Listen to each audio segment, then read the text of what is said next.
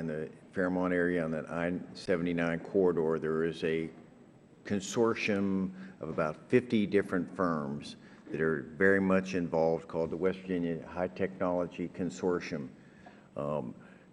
This issue is probably one of the most important issues facing them, and so as a personal privilege, I'm asking if we can get someone from Commerce to come sit down and talk to them about this, because it is by far one of their most important issues, other than perhaps sequestration.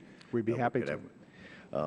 But we asked from some of them, we got a few questions from them, and I'd like to share with that. One was, what's the percentage of industry should be represented as a minimum to ensure that these initiatives have been successful?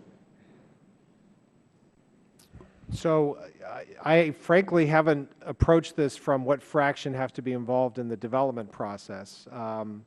In the normal industry-led consensus process, you often don't get, let's say, high penetration where the majority of companies are involved, but those that have key technology and key drivers. The question is making sure that the standards aren't shaped without having the right ideas around the room. I think the more important test for success is at the other end, which is what's the level of adoption?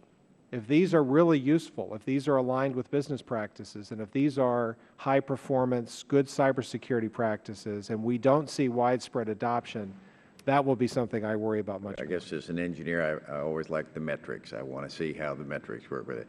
But I know under Section 2, it defines from a 30,000-foot elevation what the definition of a critical infrastructure. But down where you and I are on the ground, who's actually going to make those calls? Who will define, what encompasses critical infrastructure? I believe in the executive order that decision is made by the Department of Homeland Security. I know it's not NIST, and I believe it's based on determination about under that operational definition that's given early in the executive order. That determination is basically for purposes of supporting participation in the voluntary program. And then there's in the executive order, there's a quote called "at the greatest risk" list. And that's interesting. Given all the discussion here in Washington lately about lists, who is going to be maintaining that list and following up with that list, and who's going to be implementing based on that list? I'm not an expert on the list, but my understanding is that's Department of Homeland Security responsibility, and it's to assist them in prioritizing in a risk-based fashion. So if they're going to be taking risk-based actions, they're trying to inform themselves of what would be the highest risk from industry so they can appropriately prioritize. But I would have to couch that with, you should double-check that with the Department of Homeland Security. Thank you very much. And I do hope that we'll see you at the High Tech Foundation, and where we can all get together and see, can put to rest some of their concerns. When you're talking about 50 firms, probably as many as 50 firms, all interacting, it's very much of a concern how much their exposure.